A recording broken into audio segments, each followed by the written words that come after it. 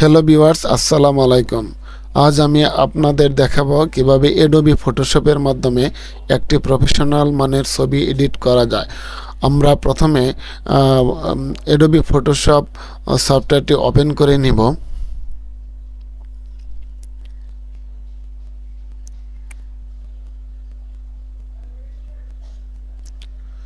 তারপর ফাইলে ক্লিক করব, তারপর ওপেনে ক্লিক করব, তারপর যে ছবিটি ইম্পোর্ট করব তার উপরে ক্লিক করব।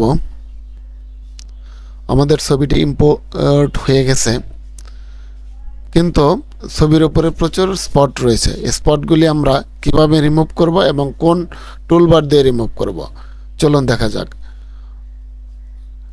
আমাদের একটি টুলবারের উপরে ক্লিক করলাম। এই টুলবারের নাম হচ্ছে স্পট হিলিং ব্রাশ টুল। মূলত এই টুলবার দিয়েই আমি এই স্পটগুলি রিমুভ করব। এখন টুলবারের উপরে কার্সর রেখে মাউস পয়েন্টারের রাইট বাটন ক্লিক করলে আরও অনেকগুলি টুলবার দেখতে পাবেন। অন্য টুলবার নিয়ে আজকে আলোচনা নয়, আজকে মূলত আলোচনা হলো স্পট হিলিং ব্রাশ টুল নিয়ে আলোচনা। এই টুলবারের উপরে ক্লিক করলাম। তারপর আমরা যদি স্পটের উপরে যদি আমরা right button left button click করি, দেখবেন যে টুলবারগুলি রিমুভ হয়ে যাচ্ছে।